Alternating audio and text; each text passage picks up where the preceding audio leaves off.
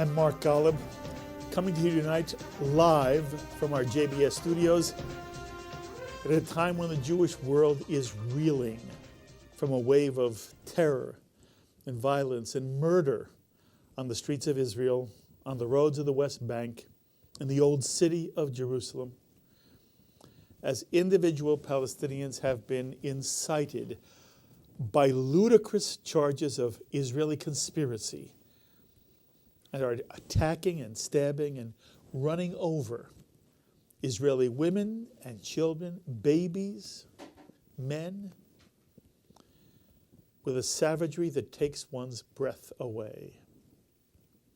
And I'm sure many of you watching JBS right now, Jew and non-Jew, feel enormous empathy and sympathy for the people of Israel, for parents who now worry for the safety of their children.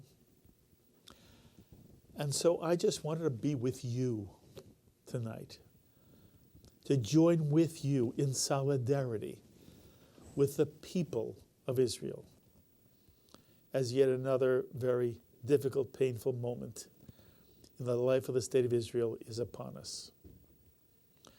And it seems that every day now, the news headlines announce more Israelis killed. The headlines should say murdered. These Israelis weren't killed in an earthquake or by a falling building. They were murdered by Palestinians who are so filled with hate that they will stab or run over with a car an Israeli. Because and only because they are Israeli Jews. Here's a story from today's Times of Israel that reads, 3 killed and over 20 injured as terror attacks rock Jerusalem. And over the past 2 weeks, there seems to be attack after attack after attack.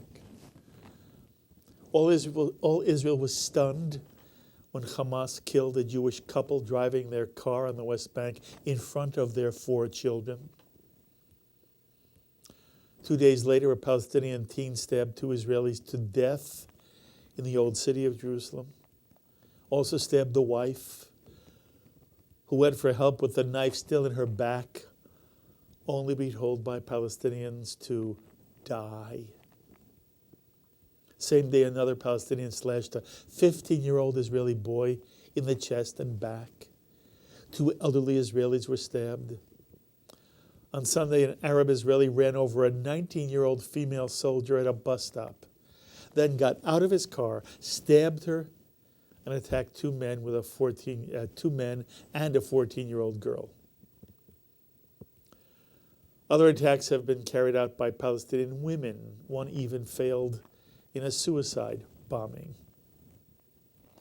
Since October 3rd, reports indicate that 8 Israelis have been murdered and 67 injured. 67. And our American media has been an absolute disaster. Whether it's the New York Times or CNN or other American newspapers of record or television news operations, the story is reported as if the victims had somehow brought this wave of murder upon themselves.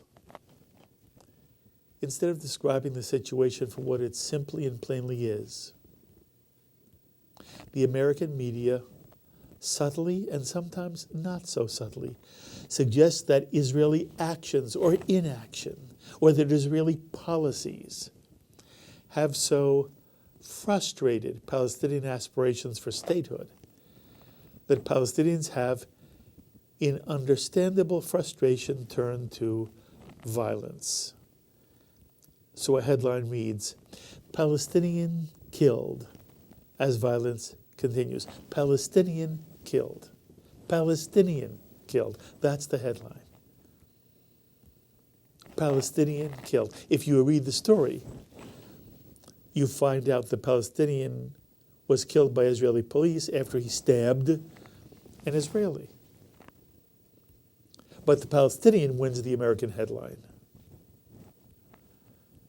What's more, it seems clear that the violence has been incited in large measure by Palestinian President Mahmoud Abbas, who has accused Israel of trying to deny Palestinians access to the Al-Aqsa Mosque on the Temple Mount.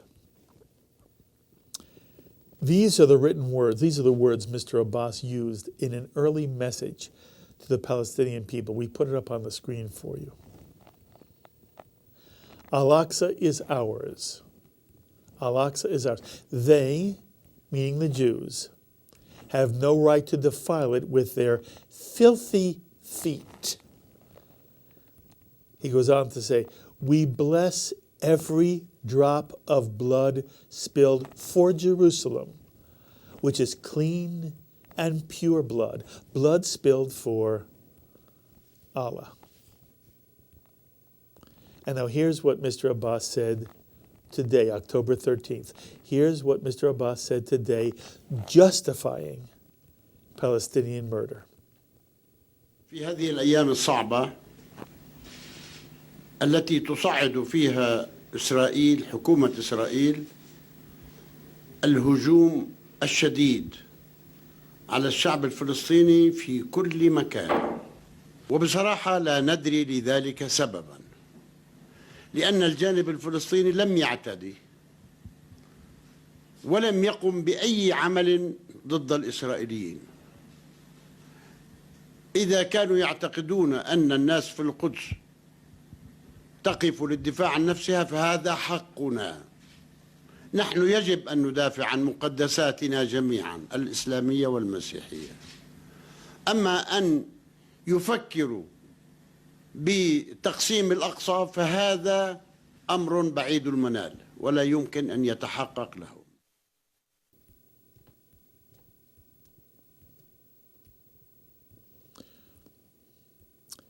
If you only listen to Mahmoud Abbas, Israel is escalating violence.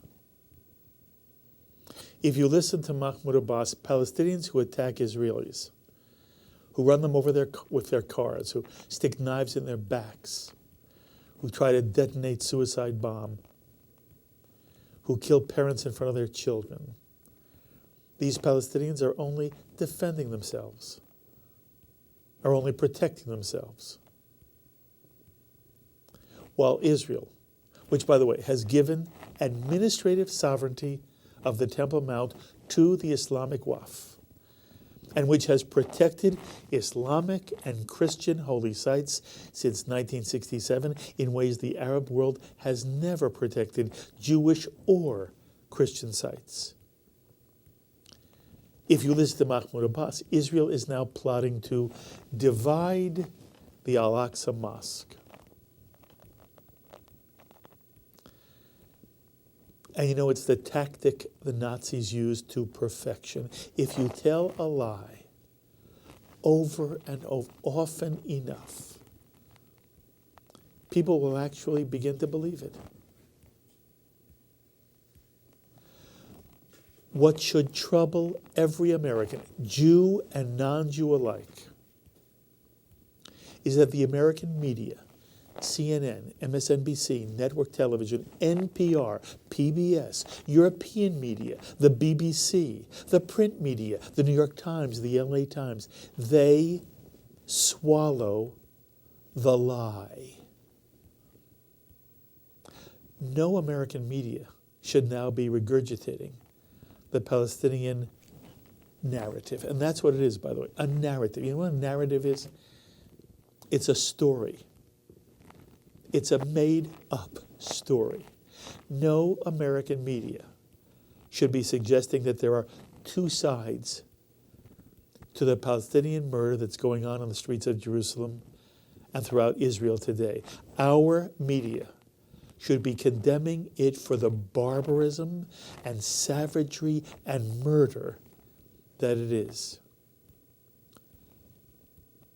And Americans should be letting Israel know how terribly sorry we are for their pain and their loss, and how morally outraged we are at the wanton murder that is promoted and celebrated by a warped Palestinian leadership. And I want my president to say no less. I want every elected official of this country to say no less. You know, if a people has a legitimate grievance, they have every right to stand up for what they believe is their right. But they don't have the right to murder people in the streets or as they drive with their families in their cars. And I want my president to say no less. I want every elected official of this country to say no less. And at least here on JBS, we get to say it. Now, it's very important for us to hear what Israelis feel right now, and for some insight into what Israelis are experiencing and dealing with. I had the chance to speak a little earlier with Alon Lavi, deputy spokesperson for the Israeli Foreign Ministry, who was on our JBS phones from Jerusalem. Here is my conversation with Alon Lavi. Alon, first of all of us here in the United States send our best wishes to you and your family and every Israeli. It's terrible for us to see what you're going through. And so you should know all of America, and certainly all of American Jewry, is with you, and we're very sorry you have to deal with this event. Thank you very much. I appreciate that. So, Alon, can you describe the mood on the street in Israel right now? How nervous or how fearful are average Israelis today? There's no doubt that you can feel that the high levels of concerns among Israelis, especially due to the fact that recently it's expanded much beyond only a certain area. You can see attacks today, terror attacks in Ra'anana, you saw it in Afula, in Tel Aviv. So many Israelis are concerned. I have to say, on a personal level, both my wife and I are working in Jerusalem. So obviously you can feel the tension in the streets, and when you speak with parents of young children, there's a concern. Obviously there's a feeling of concern, and we hope this wave of terror will end. Mm-hmm. You talked about your children. It was one of the questions I had, whether you feel Israeli parents now are fearful for their children, Alon. I think the government of Israel is really taking measures that will assure the security. It's not easy when we're talking about a single attacker, and this is one of the challenges that are happening these days. So yes, there are concerns, but you don't see, and I think it's very, very Israeli. You don't see life stop. Everything continues. People go to work, kids go to school. You can still see everything as usual. Even official visits to Israel. We have a very big conference now dealing with water technology in Israel. You can see many, many dignitaries coming to this conference. Next week, the mayor of New York is going to come as part of a conference for mayors that we are organizing together with other organizations. The visitor, we have the president of India today with a large delegation. So the space conference, the first international space conference in Israel. So life goes on. So it's the life here is always a combination of the spirit of we have to continue life. On the other hand, yes, there are concerns. Mm-hmm. Alon, what do Israelis understand? What do you understand the reason for this growing wave of Palestinian violence? What's the reason for it? we can see a clear correlation between the incitement that is going on both on the high level of the Palestinian Authority and the Palestinian leaders and in mosques. And we really think this is one of the biggest reasons for this wave of terror. There's a clear incitement and a clear spreading of lies about Israel's alleged intentions in whether it's in the area of the Golden Dome, Yes. Haaretz, and others. And we all know, and the Prime Minister repeatedly said that Israel is going to keep the status quo and is not changing the status quo, is not planning to change the status quo, and is not intending to change the status quo. And still, you can see a very important people among Palestinians and Arab leaders, not only Palestinians, spreading lies about it. So that I would say one thing. And the other part of lying and incitement is even about the actual what is going on in the streets. We are being blamed for killing innocent people while it's clear from videos and everything that these people are stabbed someone else before that, and it's very hard to get to the entire public, and I think this is one of the main reasons for this wave of terror now: incitement and lies that are being spread. Yes. By the way, it must be so frustrating for you and for other Israelis to see the truth and then see how it is portrayed in the international media. So again, one of the things we're trying to do here on JBS is counter the way in which the story has been mangled and spun in a deceptive, in a untruthful way. And I'm very glad you're on right now from Israel. We need to hear, Israelis speak in their own voice. By the way, Alon, who's actually committing these acts of violence and murder? Palestinians from the West Bank and Gaza, or Palestinians living inside Israel? Unfortunately, we see a mixture of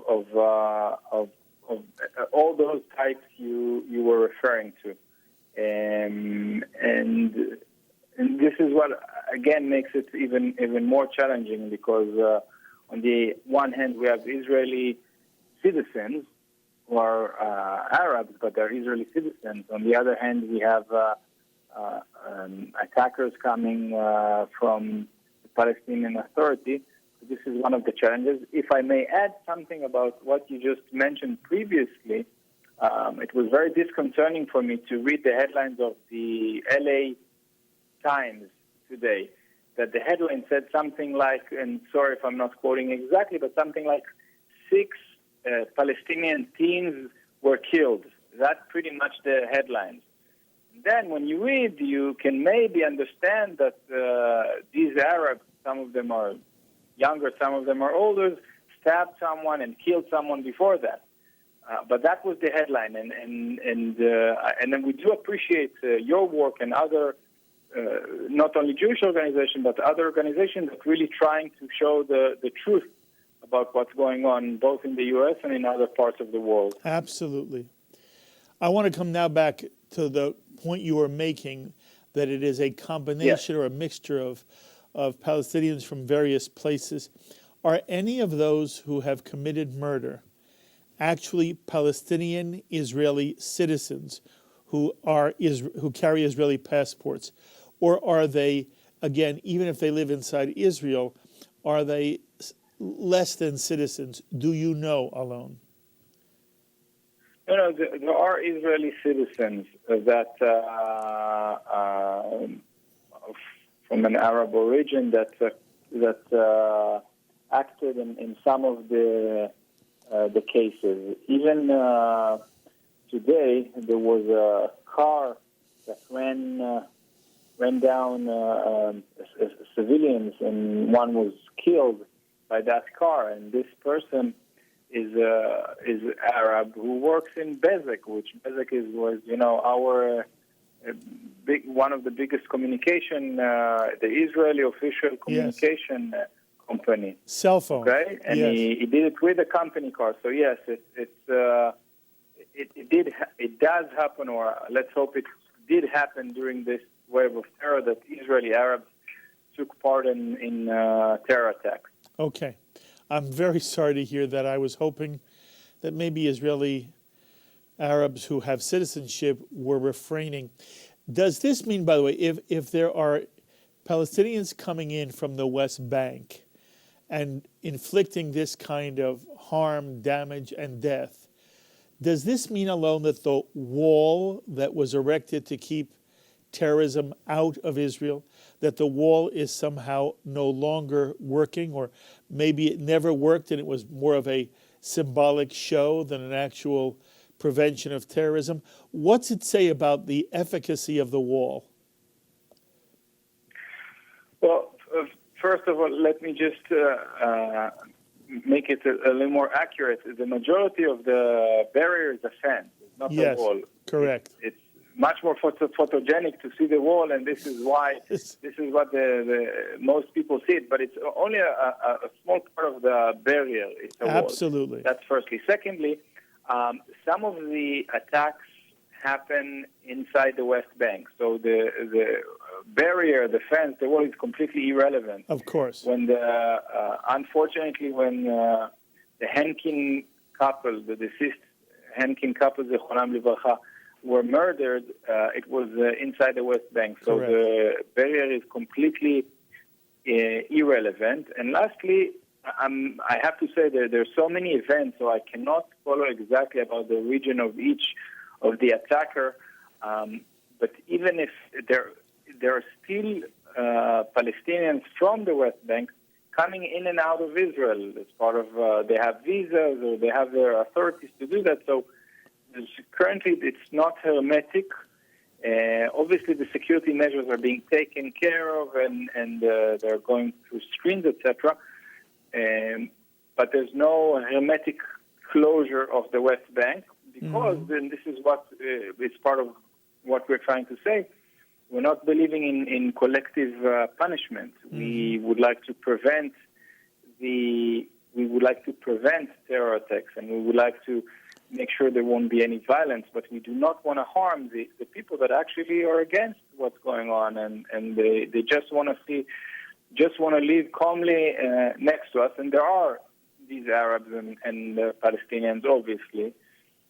So it's a very delicate situation where, on one hand, we have to do everything to stop terror. On the other hand, we would not like to inflict any harm on innocent people. Yes. I'm going to make a comment, and you can hear my comment, but it really is to the audience. It's interesting to me to hear the tone of your descriptions here, because the tone is not a tone of anger. It is not a tone of violence itself. You know, it is almost as if you are sorry that you're in this situation, and it doesn't have any of the overtones that normally characterize two people who are at war with each other.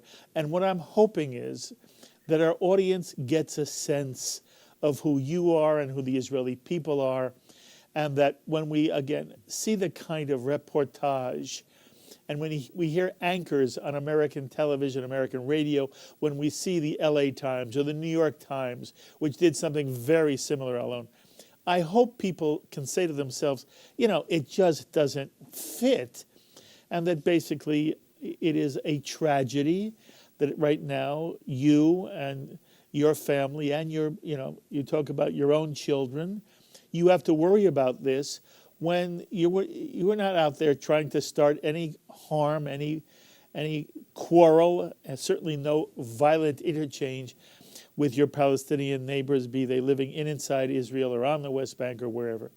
Having said that, in America, there's a lot of speculation alone. Is this the beginning of the third intifada? Are all of these violent acts in some way coordinated, or are they all isolated? You're representing the foreign ministry. At the moment, What's the position of the Israeli government? What do you hear inside the halls of government? Does Israel feel that this is a concerted, coordinated beginning of something violent? Or do you feel this is, what we call in America, copycat crimes? A Palestinian sees something and now another Palestinian does it, but that they're all isolated incidents. What's your sense?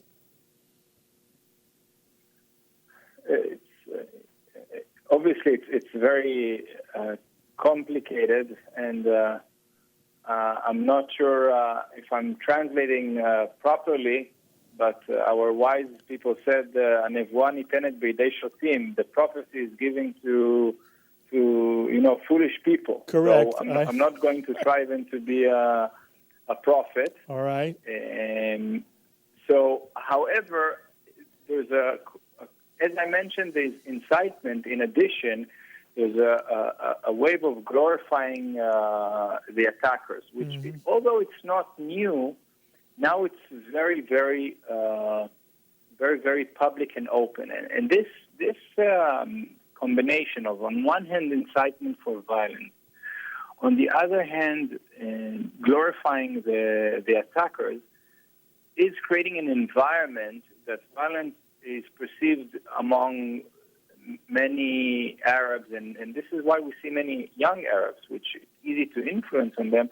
Violence seems not only as a politically good act, on behalf of their agenda, but also on a individual psychological level. You can see the feeling that, if the attackers are perceived as heroes, maybe if I will do that, I will be perceived as hero. And this combination of, on one hand, incitement, on the other hand, glorifying the attackers, glorifying killings, glorifying stabbings, create this environment. I really cannot say about where it's going to. We obviously hope that it won't escalate into a third intifada, and we hope that both the Palestinian leaders and Arab leaders inside of Israel will stop incitement on one hand. On the other hand, stop spreading the lies about Israel trying to hurt Arabs or changing the status quo or other lies that are being spread. Yes. I think that definitely is our hope, and I'll be happy to discuss this with you next week after we can see how things are going. That's very fair. By the way, this may be unfair to ask of you, given the fact that you're a part of the government, but in America, and again, we've seen some Israeli journalists write very critical articles about Mahmoud Abbas and suggest that Mahmoud Abbas has in fact incited this, that his spreading the lie that Israel was about to change the ability of Palestinian Muslims to go up and pray at the Dome of the Rock or the Al-Aqsa Mosque, that somehow that was what spurred a certain kind of Palestinian violence. To what extent at the moment is there any sense inside Israel that, gosh darn it, this is Mahmoud Abbas's fault? Look, there's no doubt that the government being led by Mahmoud Abbas is inciting. This is very, very clear. And there's no doubt that many officials in this government are leading this charge of lies against Israel. Obviously, it's much, much more complicated than just if there's incitement or not. I would like to say that at the end of the day, we are obviously following very closely everything that is being said and decided both among their leaderships and other groups. And based on that, the policy is being decided. So for now, I'm not sure I can really... Very fair. Really share more than that. That's fair. You should also know that in the American media and among some left-wing Israeli groups here in America, such as Americans for Peace Now, the suggestion is that it is irresponsible Israeli governmental policies which have provoked this Palestinian violence. Do you feel that the Netanyahu government bears any blame for this uptick of Palestinian violence? I think it's absurd to say that when the Prime Minister of Israel, who is leading a right-wing party and having a right-wing coalition, announced that he's asking ministers and members of the parliament not to go to the Temple Mount in order not to create further violence and further escalation. So to say that it's a provocation on behalf of Israelis, it seems to me ridiculous. Yes. I think this proves it very, very clearly. Otherwise, there's so many actions and there's so many right-wing opinions in Israel. Yes, to do maybe provocations, or yes, to act much more publicly. And so far, the Prime Minister is holding it very, very officially, very, very controlled in order not to escalate the situation further. All right. We're about to wrap up, but I also want to mention to you that there are those in the United States who suggest that the eruption of Palestinian violence is an attempt by Palestinians to regain attention alone. That the President of the United States spoke at the UN last month. He did not once mention the Palestinian problem. And so there's the suggestion that this Palestinian violence is sort of a frantic cry for attention from the Palestinian people, or more so from the Palestinian leadership, and that because the world is realizing the Palestinian issue just isn't the most pressing issue in the Middle East. The Palestinians now have made it more complicated and more difficult for Israel, of course, by escalating the violence. Does that sound in any way to be one of the factors that could be motivating Palestinian violence at this time? The answer is that the Palestinians have proved many times in the past that their need for attention is great. And we all know that they are not self-sufficient. They need the world's help, both financially and politically. So there's no doubt that they always feel that they need more attention. And yes, what's going on in Syria and others, and maybe the attention they're getting is less than they would like. So I won't be surprised if this is also taking into consideration. I'm not suggesting necessarily that this was the sole reason, but I'm sure, as we saw many times in the UN and other organizations, that the Palestinians have acted basically to get attention, and no real outcome came out of it, but they still did it.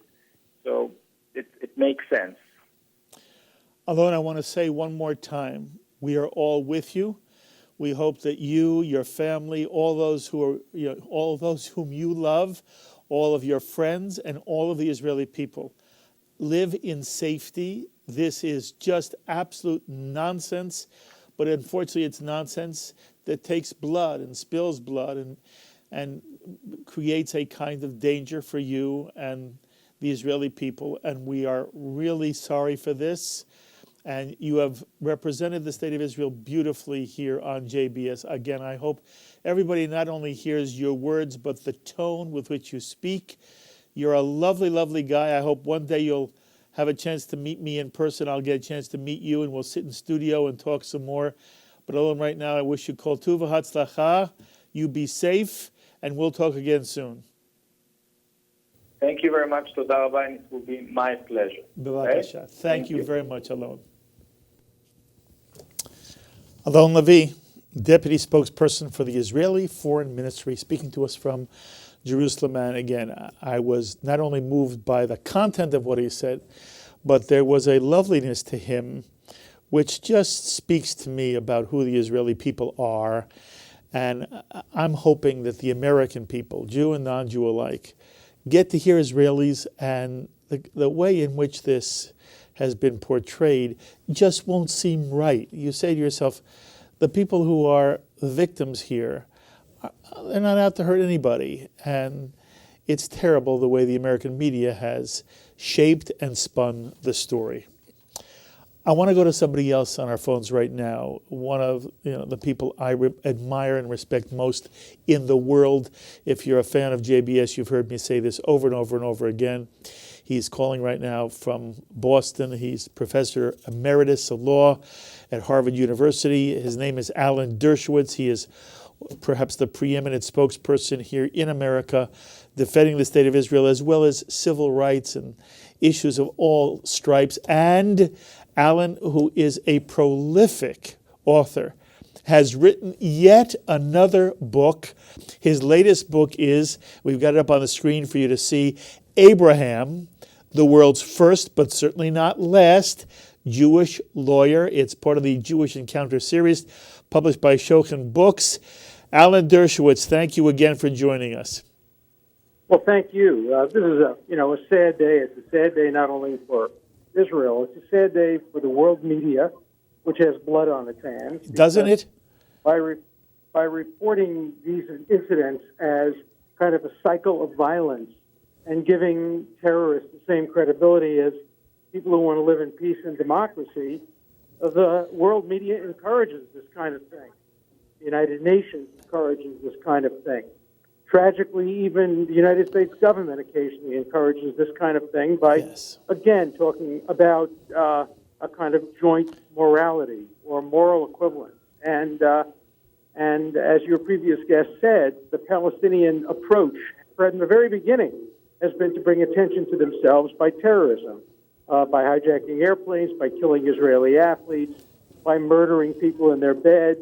And the Palestinian Authority, of course, gives money to murderers after they've been convicted of these kinds of terrorist acts. And so nobody should be surprised when they occur, but people should be outraged at the way the world treats this because, if you encourage it in Israel, it's coming to a theater near you. Yes, yes. By the way, before you came on, I said that it reminded me of the tactic used in Nazi Germany. If you told a lie often enough and often enough and often enough, perhaps people began to believe it. And it seems to me that there's something going on here of the same nature, Alan. Any comment? Well, you're absolutely right. You take an organization like Human Rights Watch with Ken Roth, who tweets and points out every time an Israeli soldier kills a Palestinian, even if the Palestinian is in the process of murdering Israelis, that becomes a big issue, but almost never writes about Israelis who are victimized. And the same thing is true of many journalists, some Jews, some not Jews. And, if you're a Palestinian leader, you say to yourself, my God, we're winning. We get all this attention. Yes. They create a moral equivalence between the victim and the perpetrator. Yes. Why not do it? Right. And so it's going to continue as long as the New York Times continues to focus on a cycle of violence and other media create this kind of false moral equivalence. Now, you alluded to this. I want you to develop it a little bit more. I am disappointed, Alan, that the President of the United States has not come out strongly condemning what's going on in the streets of Jerusalem and on the West Bank, that basically there is no outcry from the American administration. That bothers me. And what would you say? It bothers me too. No, it bothers me too. Look, President Obama has become part of the problem, not part of the solution. There will be no progress toward peace as long as he is in office. He is petulant, childish, juvenile, immature when it comes to Israel and its leaders. Again, he contributes to the moral equivalence, and it's an outrage. It's an outrage because we who voted for him were promised more. Maybe we were naive. We expected more. But when I look a former student at Harvard Law School in the face and he looks me in the eye and makes me a promise in the Oval Office, I expect I can take that promise to the bank. I have to tell you, I cannot take Barack Obama's promises to the bank. And that's been a big disappointment for me, whether it be over the Iran deal or whether it be over his failure to adequately condemn what is murderous action. Look, he's had a problem from the very beginning. Even terrorism in the United States, he refuses to use the term Islamic terrorism.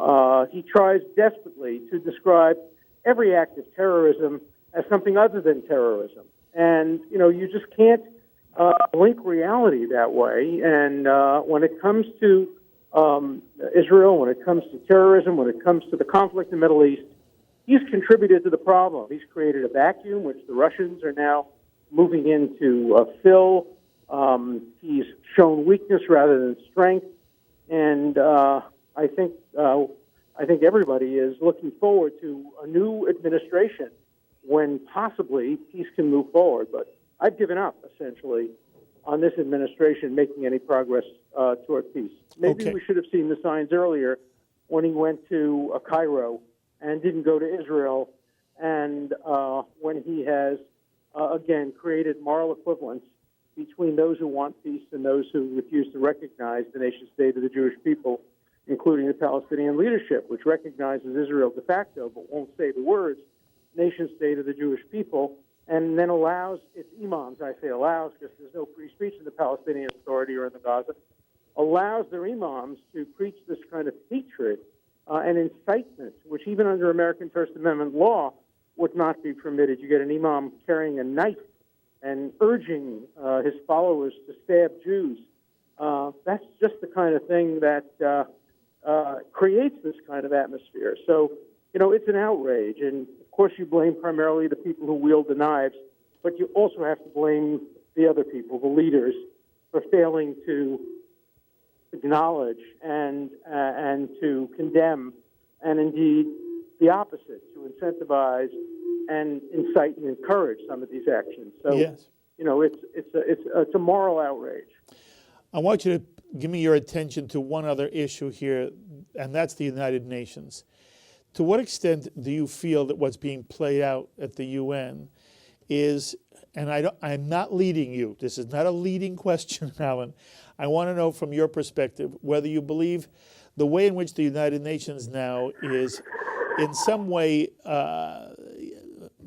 acting as if the Palestinian state does exist. Does it contribute to this problem, or is it ancillary in your mind? It absolutely contributes to the problem. First of all, giving the Palestinians the external accoutrements of statehood, a flag, all the offices they have at the UN, only discourages them from negotiating a two-state solution. A two-state solution requires compromise on both sides. Netanyahu has indicated a willingness to compromise.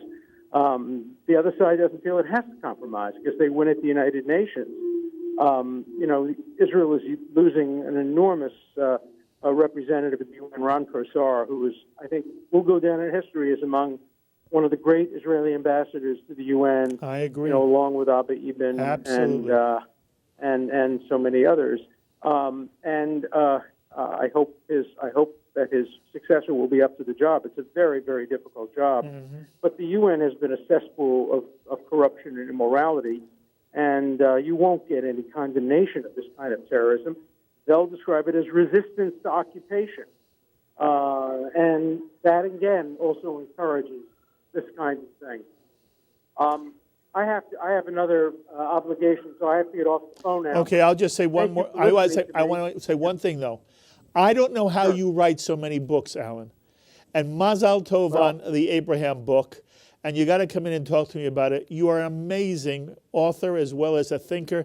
And you know how much I love it that you come on and spend time with me on JBS. Thank you very much, my friend. I appreciate that so much. I love writing the Abraham book because it brought me back to yeshiva about, studying Abraham and the Torah. So comparing Abraham to lawyers was a labor of love. I hope people will read the book and enjoy it. We'll all read it and you'll come talk to me about it. Thank you very much, Alan.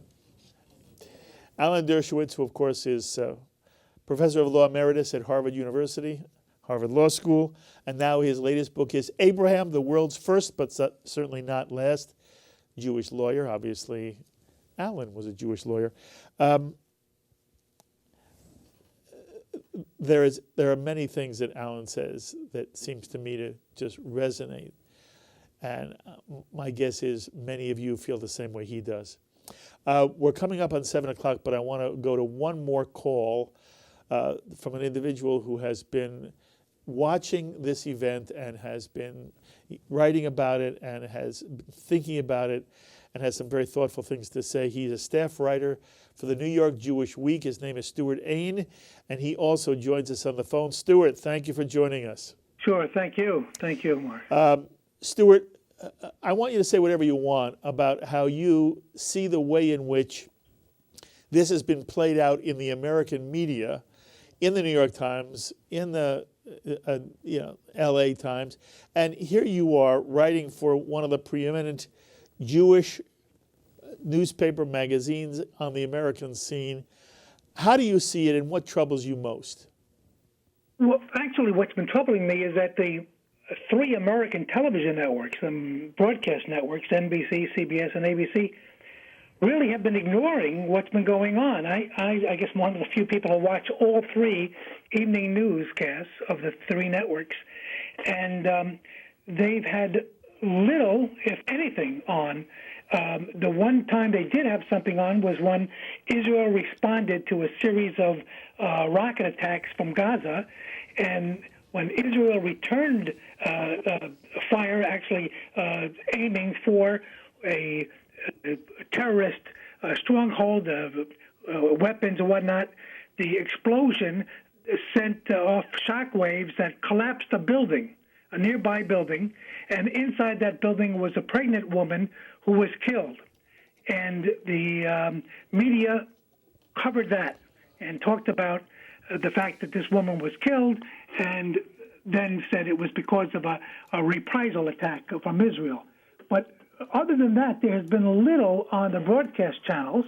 The newspapers have been writing it, but the slant has been, I know you had on a spokesman for the Foreign Ministry earlier who complained about today's L.A. Times and the headline.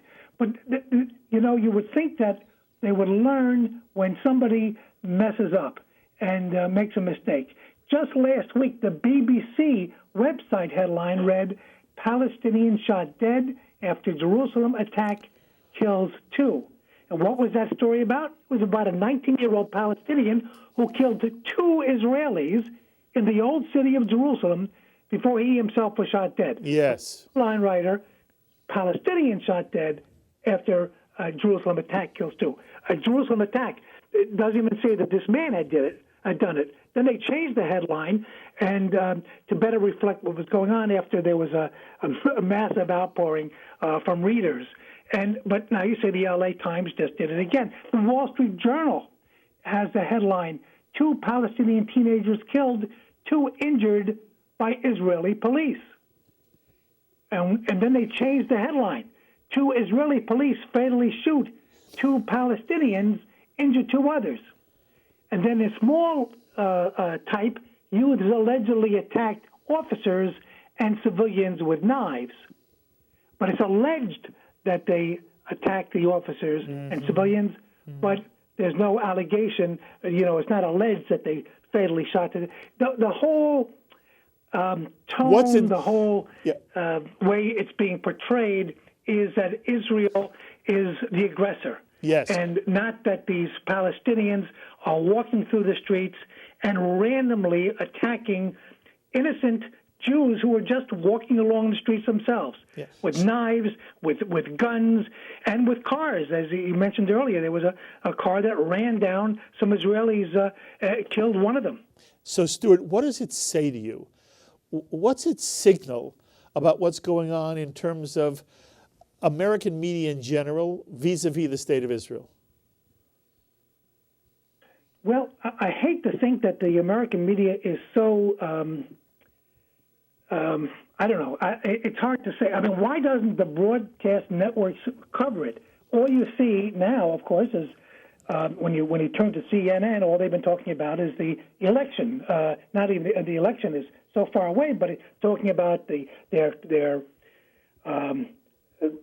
meetings with these people. They're going to have a debate and whatnot, and you really, I must tell you, during the middle of the night, CNN. We only get the domestic channel here. I'm on Long Island, so it's Cablevision. They don't broadcast carry the CNN International. But in the middle of the night, they do. So I usually just tape the CNN International broadcast and then watch it when I wake up in the morning to see what happened overnight, to see what the world news was. And that's the only way I can find out, because they're so insular here. It's just so much domestic news that they care about. And BBC does carry, but again, you're getting a slanted picture. But at least the good thing about the BBC is you know that something happened. Then you go to the internet and you can see all the different sources. Look at the Israeli papers, look at the Jewish papers, and you can, by looking at everything, you can piece it all together. But it takes work. And look, I mean, I'm a news junkie. I can see it and I write about it. So that's what I do. But I don't think most people do that. I think they just read the headlines. Exactly right. They read 2 Palestinians shot dead by police, by Israeli police. You know, it distorts the whole picture. I agree. By the way, I believe that sadly, unfortunately, there is at the moment a very serious anti-Israel bias in both the print and the electronic media. But Stuart, you watch JBS though. Oh well, I've been watching JBS since you started carrying the IBA news in English. Right. And that was. I mean, I know some of the people on that broadcast. Unfortunately, it went off. It shocked us last week when Aaron Viner got on the air and said at the very end of the broadcast, "This may be our last broadcast because it's being dismantled." Yes. And people were so confused. Even yesterday, the Jerusalem Post reported that it was going back on the air. It didn't, and it's not going back. And that's the end of it. Now, Israel Broadcasting Corporation is taking over. It's a new entity that will start broadcasting in March, and we're not even sure if they'll do an English language edition of the newscast.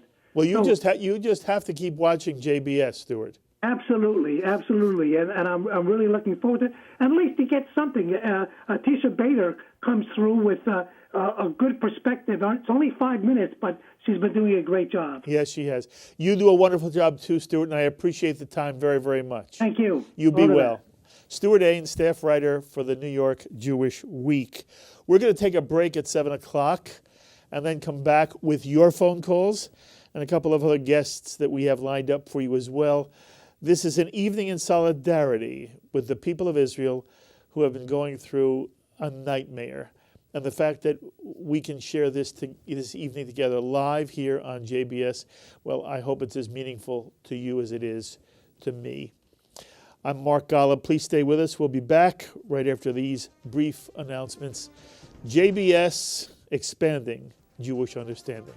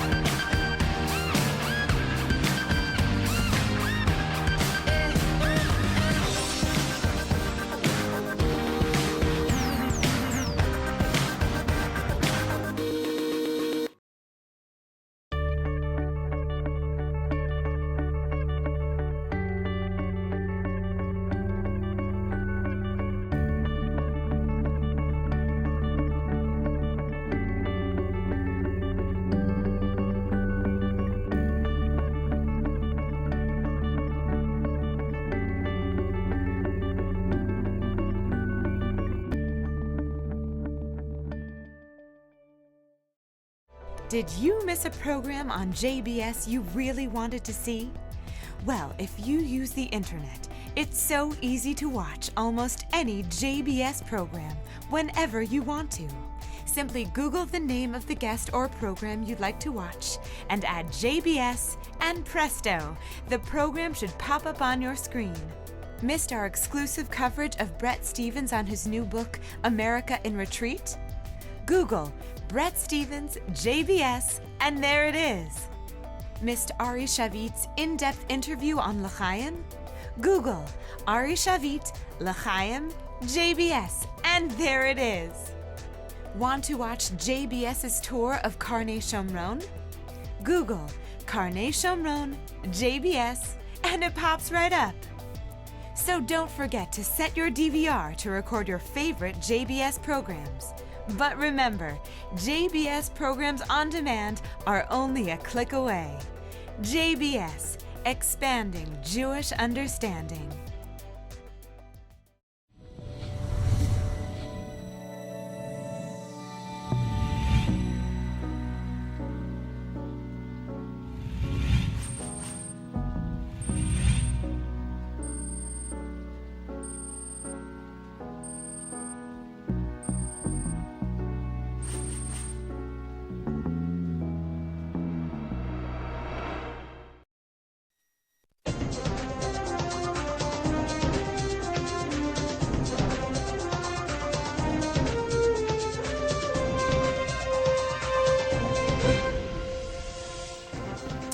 I'm Mark Golub.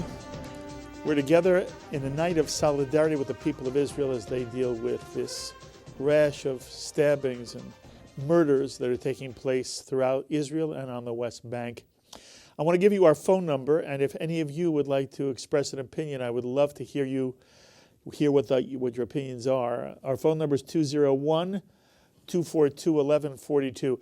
If you are going to be on the air, you must turn your television down because there's a delay. And if your television is on, you will be confused between your television and the actual phone call. Jan will take calls, and if there are some good calls, she'll put them through to me. While I wait for the first call, you heard Stuart mention that IBA news in Israel is over. There have been many of you who have been calling me, emailing me, where's IBA, what's wrong with JBS? This isn't our doing. IBA News was produced by the Israel Broadcasting Authority, a government office in Israel, and they decided they would no longer fund the IBA News, the Israel News. The entire staff was let go. Aaron Weiner hoped that they would keep a skeleton staff for a while and they could continue to produce maybe a 10 or 15-minute newscast, and we were hoping so. Obviously, one of the things that I feel JBS does that is most important is bring you news from Israel. And the IBA News is produced in Jerusalem. By the way, some people think Tisha Bader is in Jerusalem, in Israel. No, Tisha Bader is ours. She works here at JBS, and it's the JBS News Update. She is not in Israel. By the way, her father lives in Israel. She's fluent in Israel. She travels to Israel a lot. But the news is produced by Tisha here in our own JBS studios. Do not doubt, my friends, that we are in the process of trying to replace IBA News with another English language news. It may take a little bit of time. I hope it's only a little bit of time. But I am sympathetic and empathetic to all of you who are writing me and who are calling me. I didn't do it. We didn't do it. We've been going out of our way to make sure that we have brought you IBA News basically 7 days a week, which was a bit of a problem for us, but we did it 7 days a week because really I believed it was one of the most important things we could do. And I'm very, very sorry that IBA folded. And it's interesting, if you watch JBS, you know that another news media outlet in Israel, Voice of Israel, went under. And it's for profit. It wasn't government, it wasn't for nonprofit. But we thought Voice of Israel was really wonderful. We loved doing Live at 5, showing their show every Sunday at 5 p.m. But they went under, and now IBA News went under. And it is a problem for the Jewish community, for the world Jewish community, also for the American Jewish community. Right now, we're going to go to our phones, and I'm going to welcome Adele from Fairfield, Connecticut. Adele, thank you for joining us.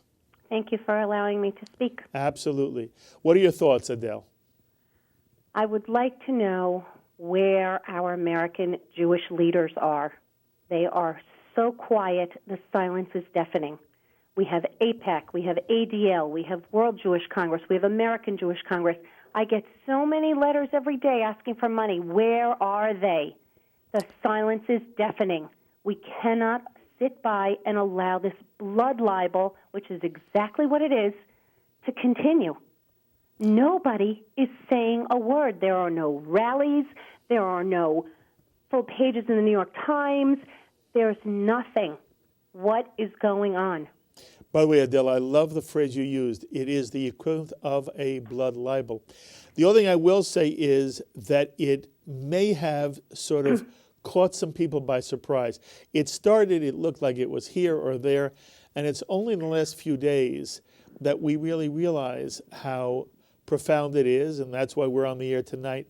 But I appreciate your comment very, very much, and you know, many of America's top people are watching JBS every night. They'll hear what you say, and we'll see what they respond. But thank you, Adele, very, very much. And I would like them to tell us, as American Jews, what we can do. Yes. I feel very helpless to this, and it's very frustrating. Mm-hmm. Adele, I appreciate the call. Do you watch JBS often? I watch it probably about once a week. That's lovely. Well, I appreciate this call very, very much, dear. Well, thank you. Thank you. And again, it is a form of a blood libel that you hear and read in the American media and on American television. And it comes out of the Mahmoud Abbas claims. And, you know, Sloan, there may be some people joining us at the 7 o'clock hour who didn't see the Mahmoud Abbas clip in the 6 o'clock hour. Is it possible for us to re-show that clip? Okay, this is what Mahmoud Abbas said today in an attempt to justify the stabbings, the murder. Israelis are not being killed, my friends. They're being murdered. Israelis are being murdered. And those who don't die, it's attempted murder. And they're being murdered for no reason other than they are Israeli Jews.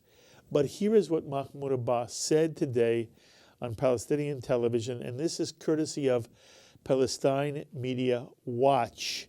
And they do a fabulous job of monitoring in Arabic what the Palestinians and what the Arab world is saying all the time. Palestinian Media Watch is something you all should be aware of. You can go to it online. But courtesy of Palestinian Media Watch, here is what Mahmoud Abbas said today. في هذه الأيام الصعبة التي تصعد فيها إسرائيل حكومة إسرائيل الهجوم الشديد على الشعب الفلسطيني في كل مكان وبصراحة لا ندري لذلك سببا لأن الجانب الفلسطيني لم يعتدي ولم يقم بأي عمل ضد الإسرائيليين. إذا كانوا يعتقدون أن الناس في القدس تقف للدفاع عن نفسها فهذا حقنا. نحن يجب أن ندافع عن مقدساتنا جميعا الإسلامية والمسيحية. أما أن يفكروا بتقسيم الأقصى فهذا أمر بعيد المنال ولا يمكن أن يتحقق له. So it's Israelis' fault when Israelis are knifed to death, when Israeli women have knives stuck in their back. It's because Palestinians are trying to protect themselves, defend themselves. What are they defending themselves from? Israel that wants to divide the Al-Aqsa Mosque. And again, I will remind, I'm sure many of you know, but I'll remind any of you who don't know, Israel protects Muslim rights on the Temple Mount. And at the moment, it's very hard for a Jew to go up on the Temple Mount and pray at the spot that used to be the home of the first and second temple. But at the moment, Israel, the Israeli army, the IDF, protects the sovereignty of Islamic worship on the Temple Mount. And yet this at the moment is the call by Mahmoud Abbas, who is calling for the spilling of blood of Jews in Jerusalem in defense of the Al-Aqsa Mosque. And what bothers me, and you heard Alan Dershowitz say it at the end of last hour, is that the American media has swallowed it and regurgitates it. And the victim, in this case, the Israeli, the victim is the bad guy. We've learned a long time ago in this country, you don't blame a rape victim for the rape. No Israeli should be blamed at the moment for walking down the street and being attacked, or standing at a bus stop and having a car run over them. And no one's doing anything at the Dome of the Rock or the Al-Aqsa Mosque. And as I also said to you, what troubles me is I don't hear our president, the president of the United States, coming out and just slamming the Palestinian. If he doesn't want to slam Mahmoud Abbas, just slam the behavior. Slam the behavior of Palestinians who now think it is okay to wreak havoc and violence against Israelis in the streets of Israel. Let's put the phone number back up. And again, if anybody wants to join the conversation, I would love to have you. 201-242-1142. 201-242-1142 as we join together in this night of solidarity with the Israeli people who have been going through a real nightmare. And for a while it was calm, but the nightmare that we see them going through now just tears at one's heartstrings and makes one feel that it is necessary for we, American Jews, as Adele just said, there should be an outcry across the Jewish spectrum, left and right. Doesn't matter anymore. Democrat, Republican, conservative or liberal. No. Doesn't matter whether you're a fan of Netanyahu, you oppose Netanyahu. It's just unacceptable what's going on in the state of Israel today. And it's necessary for all Americans, not just Jewish Americans, all Americans have to at the moment stand with the state of Israel and say that this is just unacceptable, unacceptable. We're going to take one more break, and when we come back, we're going to have one or two more guests for you right here on JBS. But you're watching the Jewish Broadcasting Service, expanding Jewish understanding. Stay with us. We'll be right back.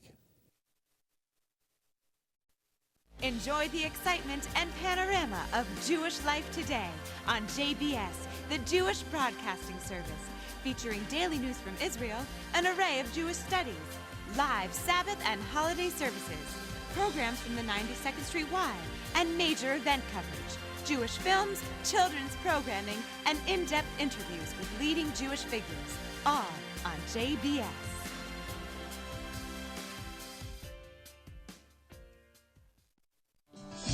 Now you never have to miss a moment of JBS when you're on the go. In the car, on the street, at the gym. Stay tuned to JBS through the TuneIn Radio app. Available for download free of charge. TuneIn Radio is a mobile app that allows you to stream radio stations, podcasts, and now JBS. Just download the app, go to search, type in Jewish Broadcasting Service, and enjoy JBS wherever you are. You can even add JBS Radio to your TuneIn favorites, so it's always just a click away. JBS on TuneIn Radio, expanding Jewish understanding.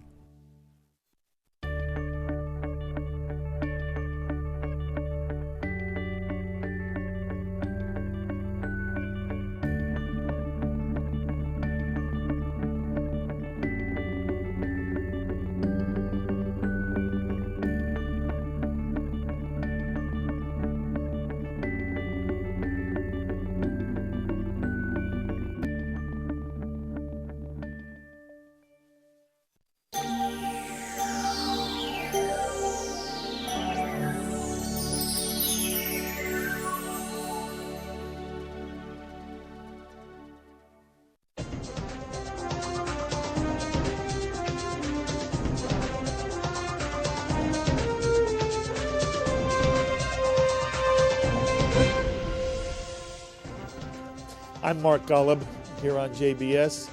And we have on our phones right now, again, an individual who has brought a great deal of analytic insight into everything going on in the Jewish world. He writes prolifically. He is the President Emeritus of the Union for Reform Judaism. He's a leading writer, lecturer, and he writes for Haaretz, the Huffington Post, Jerusalem Post, and you can read him at ericyoffie.com. Eric Yoffie, thank you so much for joining us. Good to be with you always, Mark. So, Eric, as you look at what's going on the streets of Jerusalem, on the West Bank, and you see the blood that's being spilled, what goes through your mind? What are your thoughts and what are your feelings at this moment? I respond with horror and dismay. It's a terrible thing, and the impact on Israel is great. We feel sorrow for those who have experienced losses, and we fear for the future. Mm-hmm. How do you feel it's being handled in the American media, on television and in the written print media? The answer is not too bad. I think the American government has been reasonably good. The New York Times, I think, has been mixed. And the nature of these things tends to be that Israel doesn't get the balanced coverage that we would like her to get. Unfortunately, we're used to that. And, if the violence continues, I think we'll have to be very vigilant here. Mm-hmm, mm-hmm. You feel that the American administration has spoken out strongly enough against the violence directed at Israeli Jews? Well, I read, a statement today. They were very specific in condemning the terrorism by Palestinians, and I thought that it was a brief statement. I thought it was a good statement. Could they have been more emphatic? And the answer is sure they could. And I would like to see them following the situation and making clear that they understand where the blame is. But what I'm saying is it hasn't been too bad up to now. Okay. And I want you to articulate, just spell it out. Where's the blame, Eric? The blame is on those who are committing acts of terror. I mean, whatever analysis we do and whatever the broader questions that we need to look at, it's important at times like this that we focus on the essentials. And the essentials are that people who commit acts of terror are those who are responsible. Mm-hmm. We have to hold them responsible, and we can't let other explanations, however necessary they might be in a broader context, to sort of deflect us from that fundamental point. Yes. But I feel that, especially on American television, that hasn't been the case. And when, people write about headlines in the New York Times and the LA Times, even in the Wall Street Journal, they seem to be talking about Palestinians who've been killed by Israelis. And you only have to, it's not until you read the story that you find out that the Palestinian who was killed after killing an Israeli.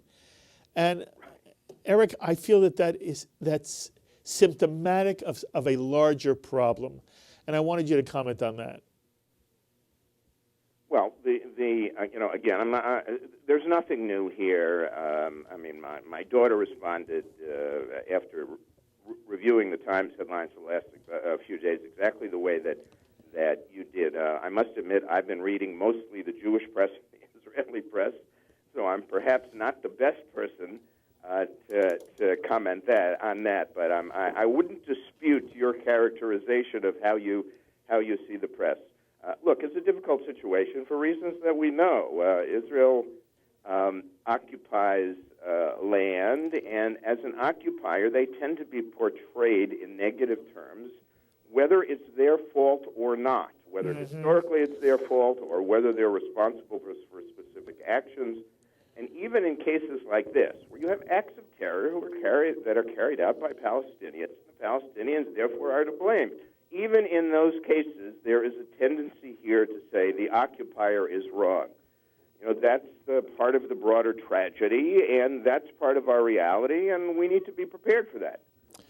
Eric, you have been a staunch advocate for some kind of peace process between the Palestinians and the Israelis. It hasn't happened of late. the President of the United States is also been saying over and over again that Israel has to take more of a leading role here. In any way, does what's happening now in Israel, does it make it harder? Does it make it more urgent?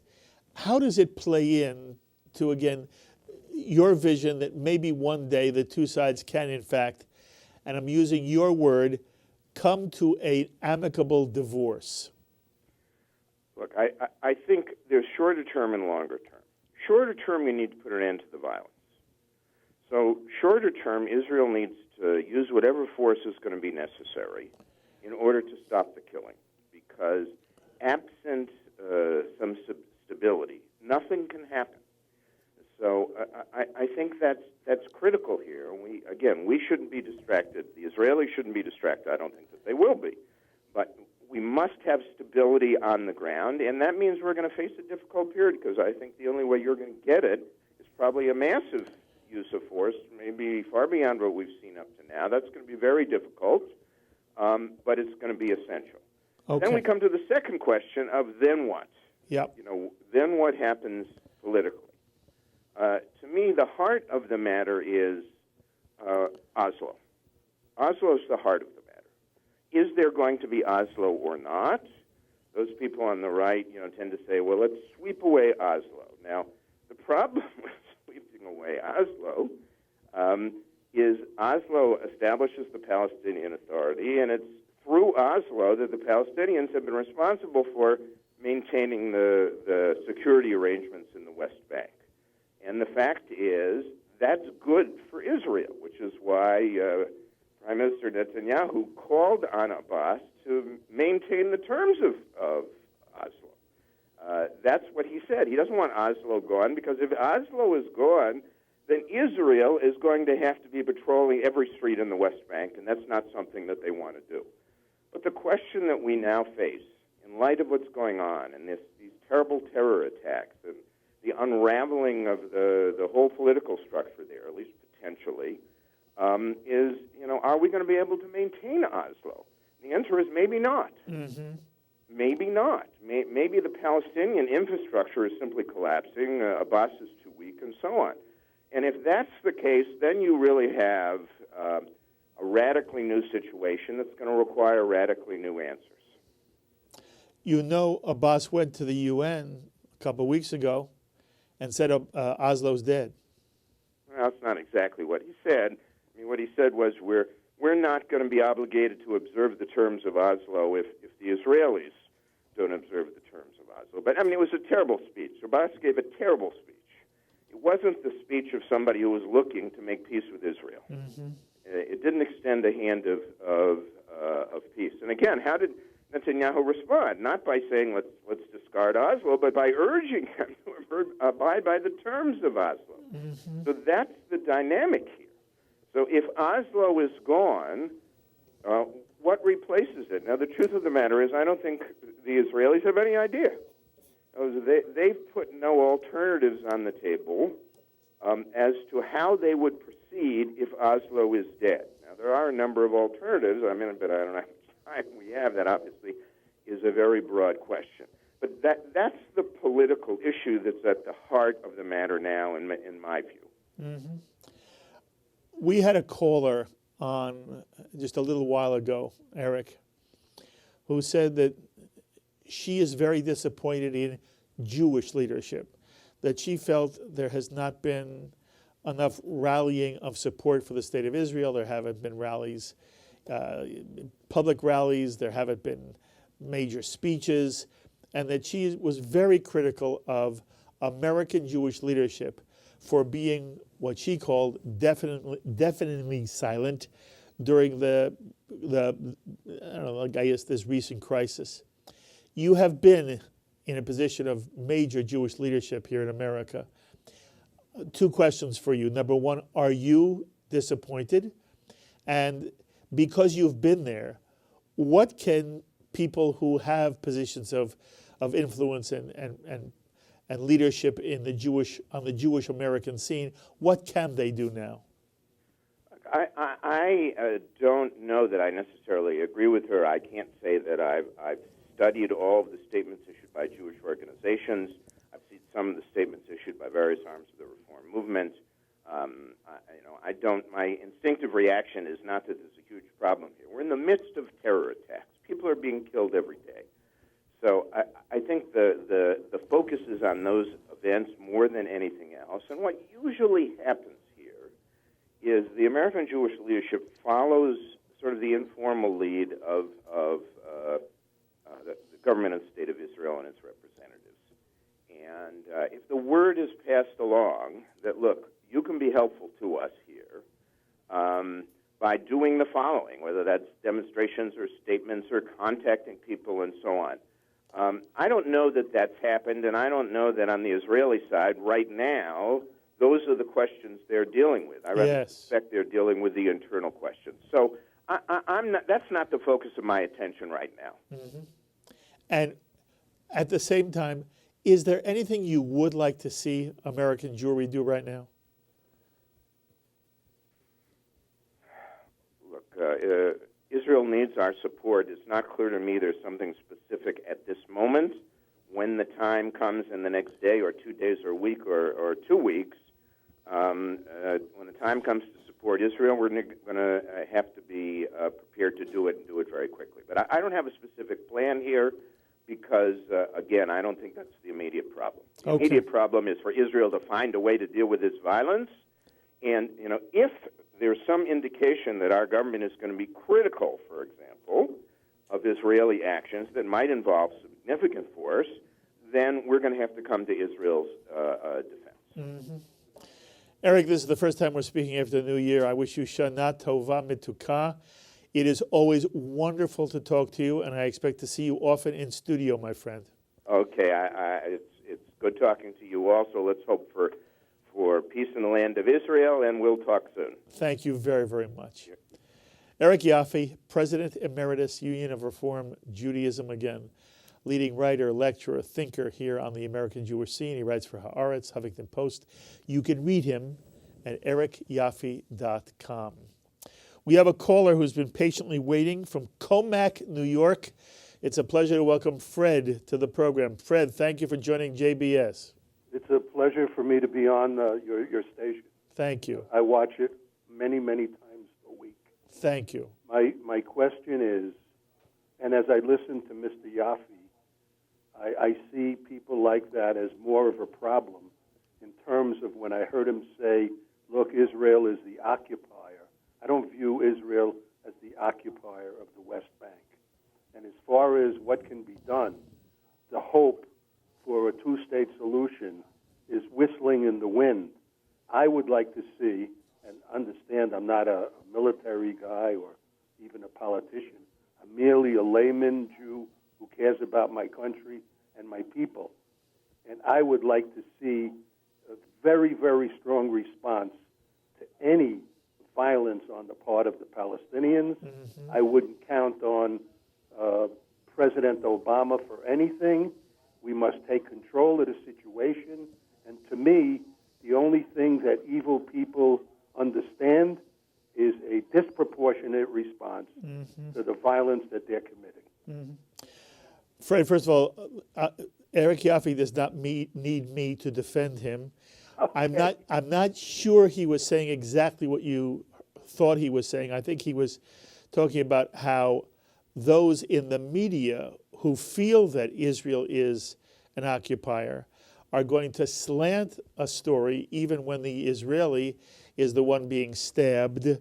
And I found, if you've watched Eric over the years, Eric has taken a very, very strong stand in favor of a two-state solution and has felt that Israel hasn't gone far enough or been willing to do the things that might, from his perspective, bring peace to the region. And I thought, given Eric's overall perspective, that tonight he was very, very adamant that there was a good guy and a bad guy. And the bad guy was the Palestinian.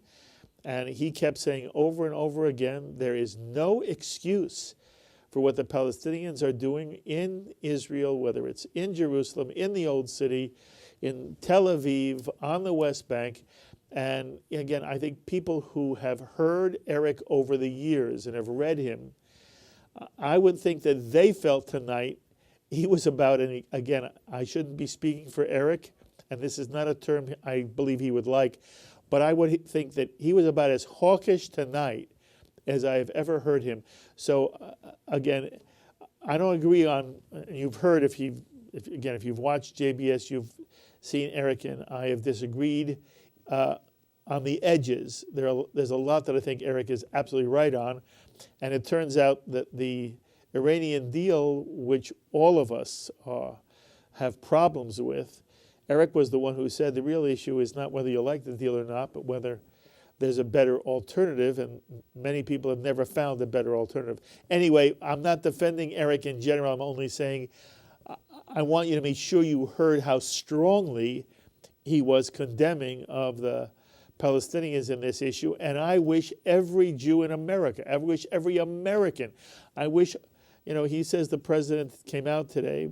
I don't feel the administration has been strong enough, Fred. I don't know how you feel about it. Oh, absolutely not. And as far as this, we need a two-state solution, I think that's living in dreamland. I do too.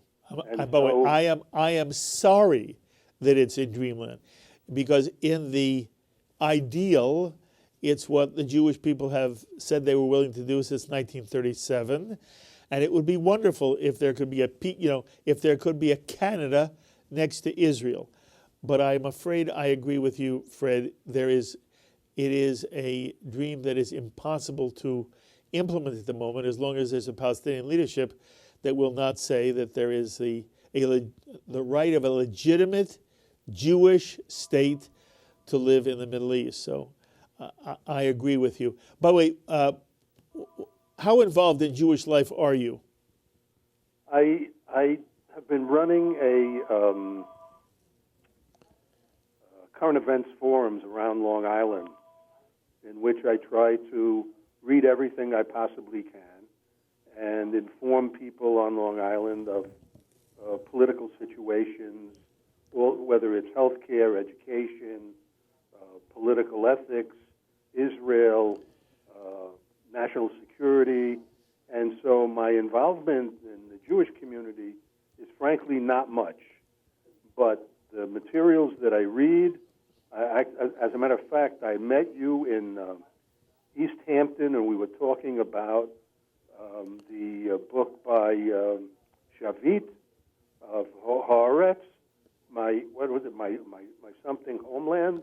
My promised land. My promised land. And if you remember, I remember. I wanted to hug you. And I was afraid to go up and hug you because your wife was there, but you were kind enough, and I loved it that you hugged me. Well, that's very sweet of you. I feel that the things you said I related to, and I'm committed to Israel. I'm committed to doing my own studying personally of Jewish history, Jewish humor, and I love the station. I really do, and I appreciate what you're doing. I'm very, very busy. I have one more question for you. Sure. Although, Sloan, let's put our phone number back up. It's there. It is there, I guess. Okay, 201-242-1142. Fred, when you talk to your friends, in general, do you have a feeling that they are sympathetic to what the Israeli is facing today, and they're sympathetic to the state of Israel? Do you find them less than sympathetic? Many, many, many so-called intelligent, well-educated Jews in our community are nowhere near as supportive as they should be for the state of Israel and the future of Jews in the next 100 years. For some reason or other, there's a disconnect. I can't figure it out.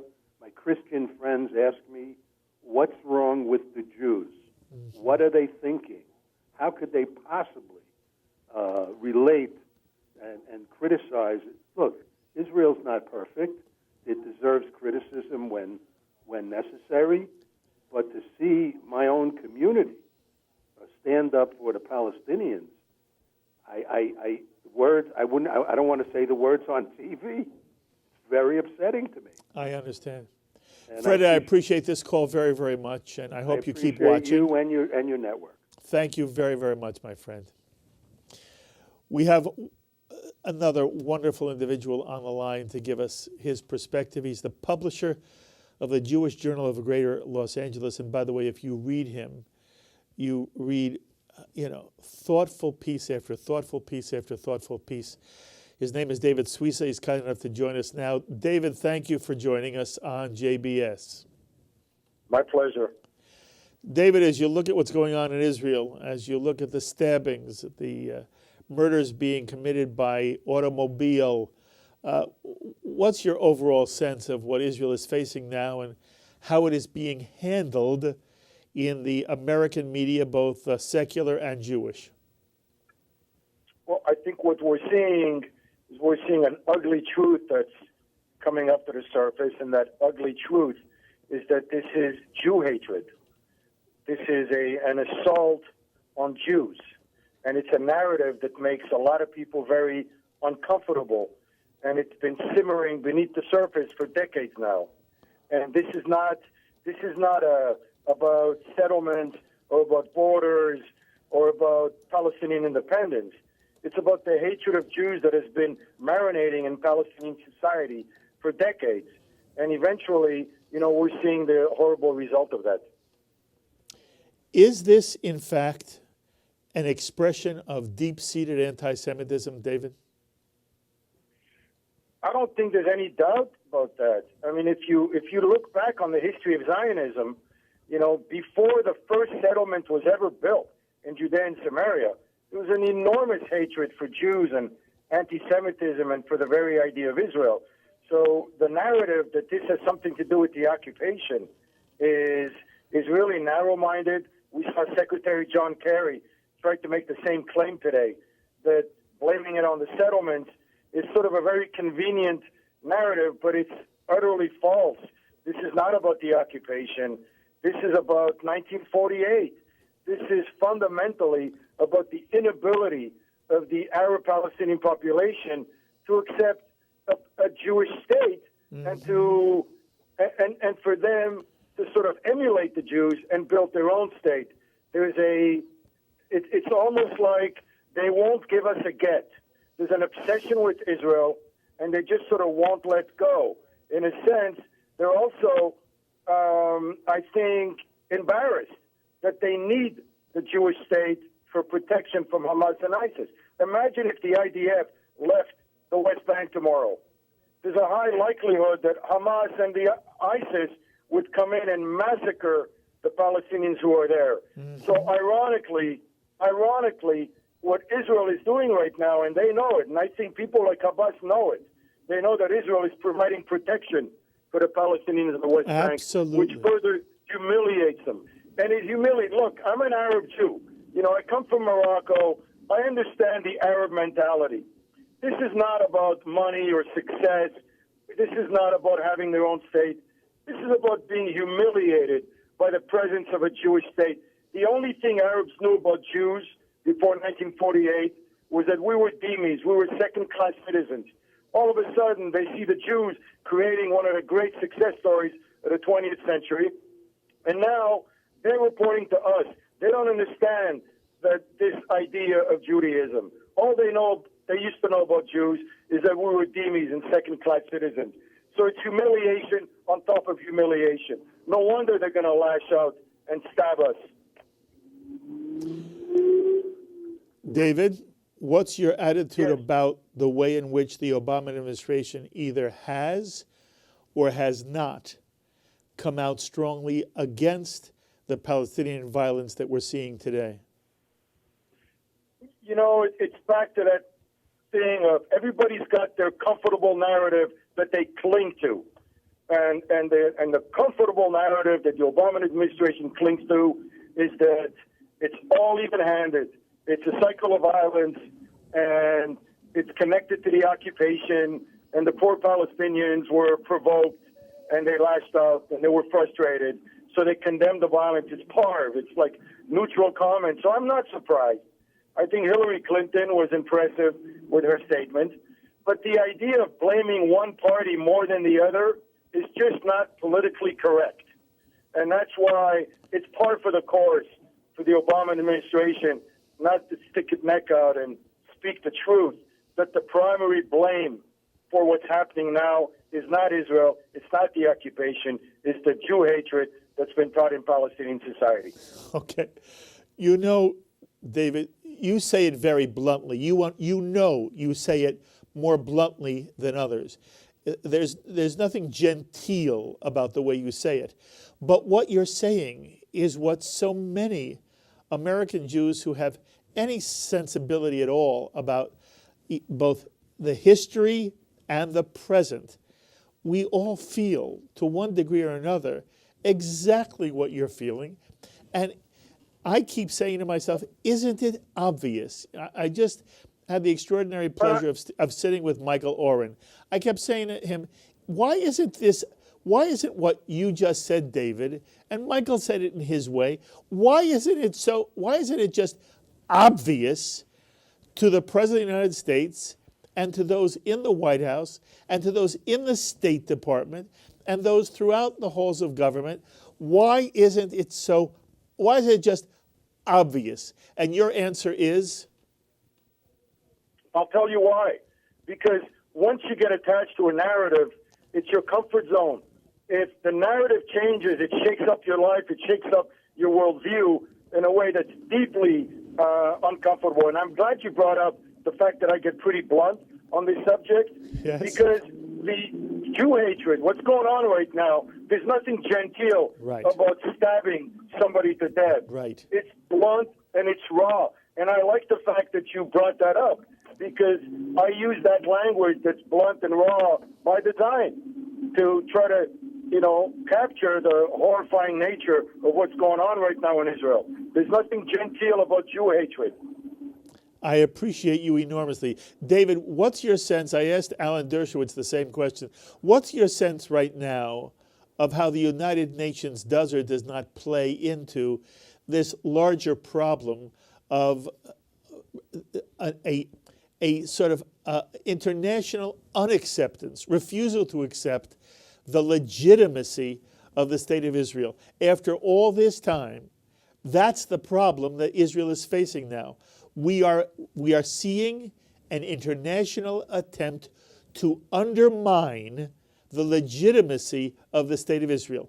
I want you to speak about where the United Nations fits there and how you see the problem as a whole. I will tell you one thing that has complicated the picture. There's been an enormous movement within the Jewish world to position a Palestinian state as the savior of Zionism. What I mean by that is the classic argument that for Zionism to endure as a Jewish democracy, for Israel to stay as a Jewish democracy, we can't annex the West Bank. So a Palestinian state is what's going to save Zionism. Because of that movement that's been now lasting for a few decades, the creation of a Palestinian state is seen to be in the great advantage of Israel. That has complicated the picture. So when United Nations and when you see Israel critics jump all over Israel, often, and you see this from President Obama, he'll say, well, what I'm actually saying is good for Israel. So when they fight the occupation, when they fight the settlement, and they promote the creation of the Palestinian state, in their mind, and I see their argument, and I see their point, they're doing something that's good for Israel. Unfortunately, it's gone too far, where that has covered up the real obstacle to peace. And the real obstacle to peace is the teaching of Jew hatred in Palestinian society. Yes. That make the creation of a Palestinian state, it's just not in the cards. Yes. Because they have been taught to hate a Jewish state a lot more than they have been taught to love a Palestinian state. Mm-hmm. Mm-hmm. Do you believe that there is an opportunity to change Palestinian leadership? Or for the foreseeable future, David, do you worry there is no Palestinian leadership that is ever going to say, we accept the existence of a legitimate Jewish state in the Middle East? I don't see it happening right now. I mean, I don't have a crystal ball, but, you know, I'm a big lover of life. One of the things I love about Israeli society is they love life. And I believe that when you love life, you love peace. And until we can inject this love of life in Palestinian society, we're not going to get a love of peace. We're still going to get this obsession with Israel, this obsession with victimhood, this obsession with martyrdom that is just completely non-conducive to coexistence. So, you know, I hate to sound negative, but I just don't see it happening in the near future. I understand. I happen to think you are calling it as it is. So I got you on the phone, David. Tonight there is the first Democratic Party debate. As you're looking at American politics today, are there people on either side, on the Republican side or on the Democratic side, who in some way excite you and you believe would be good for both the United States of America as well as for the State of Israel? Yes, there are. You know, my big question whenever I look at a potential presidential candidate is, are the Israeli people going to trust the president? Because Israelis will not take risks for peace unless they trust that the American president has their back. And when I look at the candidates right now, I see Mark Rubio is someone that I believe could earn the trust of the Israeli people so that they will be more likely to take risks for peace. I have doubts about all Democratic candidates. I think I was very impressed with Hillary Clinton's statement this morning. But in terms of what I call that visceral connection with Israel, I see it more with people like Mark Rubio. He also has a real reasonableness to him. He has a menschkeit to him. I like Rubio. You have been disappointed with the President of the United States, yes?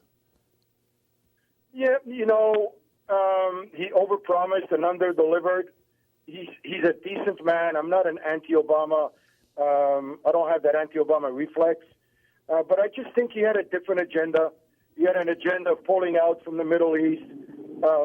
He also had an agenda that he really thought he knew what was better for Israel than Israel did. And he also had an agenda to empower Iran to offset the force of ISIS. So I don't think it was an agenda that really ended up helping Israel. Whether he meant it or not in a negative way, I think it ended up, obviously, to not be helpful for Israel at all. And I don't think it was helpful for America or the Middle East. Mm-hmm. Well, as we wrap it up, David, as you look at what Israel is facing right now, is there anything you wished American Jewry would do? We had a caller on earlier who said she was disappointed that the American Jewish leadership was not more out front, was not more vocal, calling for an end to the violence and more supportive of the State of Israel. How do you feel American Jewish leadership has done, and what would you like to see American Jews do right now, David? Well, you know, we got the Jewish value of self-criticism, which is one of our great strengths. I think in this case, if you look at the past few decades, we took it too far. This obsession with self-criticism and self-reflection. What's needed more than anything is to put pressure on the Palestinian side to stop teaching Jew hatred in their society.